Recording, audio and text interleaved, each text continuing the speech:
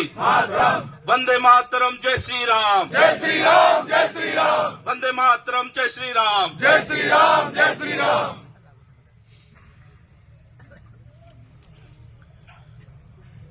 कल भारतीय जनता पार्टी ने सलूमर विधानसभा के उपचुनाव के लिए अपने प्रत्याशी की घोषणा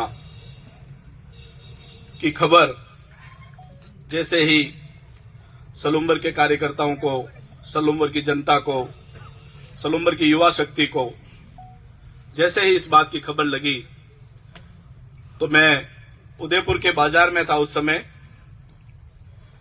मेरे पास में कार्यकर्ताओं के फोन आए और भाई साहब ये क्या हो गया।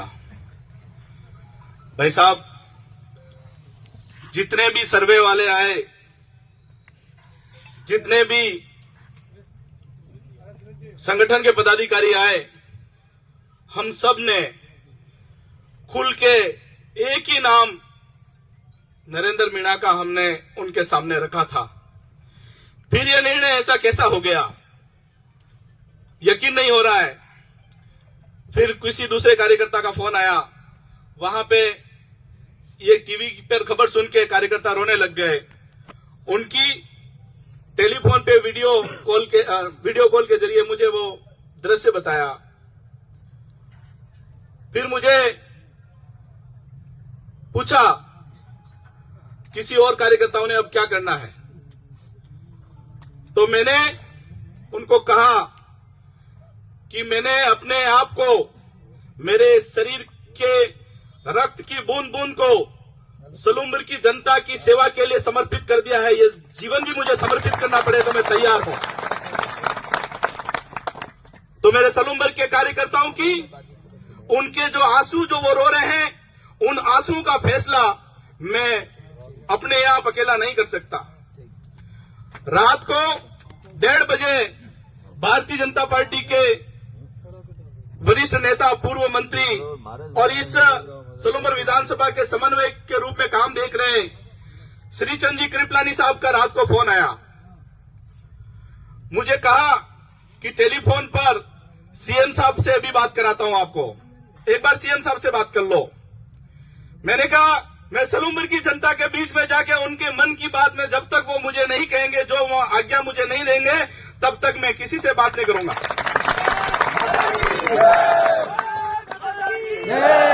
आला कमान ने जो निर्णय लेने था वो आला कमान ले चुका है। अरे यार कहीं है।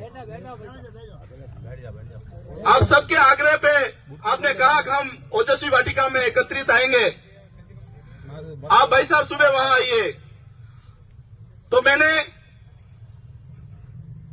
आपकी बात को एक वीडियो के जरिए आपने बुलाया, उस आग्रह को मैंने स्वीकार किया और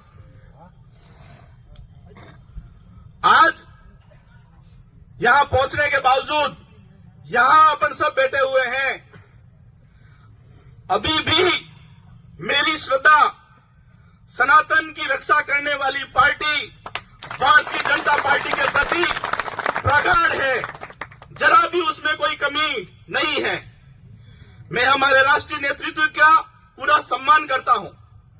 भारतीय जनता पार्टी के राष्ट्रीय नेतृत्व ने जिस प्रकार से 2014 में मोदी जी ने देश की कमान संभाली, इस देश में जो भारतीय जनता पार्टी जब से बनी 1980 से पहले जनसंघ थी, तब से भारतीय जनता पार्टी ने जो बातें कही, हम सत्ता में आएंगे तो धारा 370 हटाएंगे, हम सत्ता में आएंगे तो राम मंदिर बनाएंगे और भारत पूर्ण विश्व गुरु बनेगा, इन सभी कही हुई बातों पे भारतीय जनता पार्टी खरी उतरी है और विश्व गुरु बनने की दिशा में भी भारतीय जनता पार्टी चल रही है। इस चुनाव में मैं ये भली भांति कह सकता हूं, पूरे होश आवाज के साथ में कह सकता हूं कि राष्ट्रीय नेतृत्व को, आला कमान को अंधेरे में रख के रिपोर्टिंग की है, उनको गलत बात पेश की है, जिसकी वजह से उन्होंने ये निर्णय लिया है। मुझे पूरा विश्वास है हमारे देश के प्रधानमंत्री पे, हमारे देश के गृह मंत्री पे, राष्ट्रीय अध्यक्ष पे। इस देश में किसी गरीब आदमी का, किसी छोटे समाज का कोई सोच सकता है तो वो भारतीय जनता पार्टी है। जनजाति की महिला को राष्ट्रपति बनाने की बात हो तो भारतीय जनता पार्टी ने बनाया। एससी की महिला को राष्ट्रपति बनाने की बात थी, पुरुष को राष्ट्रपति बनाने की बात थी तो भारतीय जनता पार्टी ने बनाया। और भारतीय जनता पार्टी जो एक एक हमारे गांव ढाणी के अंदर अंतिम व्यक्ति के बारे में सोचती है तो भारतीय जनता पार्टी सोचती है।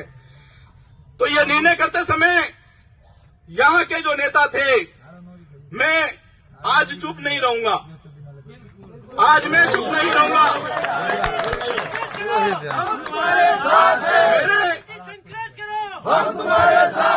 मेरे समाज के जनप्रतिनिधि जो उदयपुर जिले के हैं, उन्होंने देखा ये लड़का जो 45 साल की उम्र का है, ना तो ये एमएलए बना है ना एमपी बना है, पर इतनी जनता इससे प्रेम क्यों करती है? और इस प्रेम के साथ में अगर ये एमएलए और एमपी बन जाएगा तो कहीं न कहीं हमारे रास्ते का रोड़ा बनेगा। इस कारण से उन्होंने पूर्वाग्रह के चलते मेरे लिए गलत रिपोर्ट की है। मैं आज भी आला कमान से ये प्रार्थना करता हूं, मुझे इस सलूम्बर की जनता का दर्द, सलूम्बर में जिस तरह से अराष्ट्रीय शक्तियां सक्रिय है, जिस तरह से दूसरी पार्टियां जो देश को तोड़ने वाली सक्रिय है, उन पार्टियों का अगर वो पार्टियां मजबूत होगी तो मेरे सलूम्बर की ये जो जनता है, स्वर्ण समाज, ओबीसी समाज और जनजाति समाज की सारे समाज जो मेरे भोले भाले सही लोग हैं, उनके लिए स्वतंत्र और आजाद। क्या आप भी मेरी तरह न्यूज एंकर या रिपोर्टर बनना चाहते हैं? या फिर आपका सपना है बड़े न्यूज चैनल्स में काम करने का? या फिर आप बनना चाहते हैं वीडियो जर्नलिस्ट या डायरेक्टर? तो आज ही एडमिशन लीजिए मिशिगा इंस्टीट्यूट ऑफ मीडिया स्टडीज यानी कि MIMS में, जहां आपको मिलेगा मौका डिजिटल न्यूज चैनल में काम करते हुए सीखने का भी, साथ ही साथ बड़े बड़े चैनल्स में काम करने वाले एडिटर्स और एंकर्स के साथ सीखने का मौका। ज्यादा जानकारी के लिए आज ही विजिट कीजिए mishimediasolutions.com/MIMS पर। तो आज ही मिशिगा इंस्टीट्यूट का हिस्सा बनिए और अपने सारे सपने पूरे कीजिए।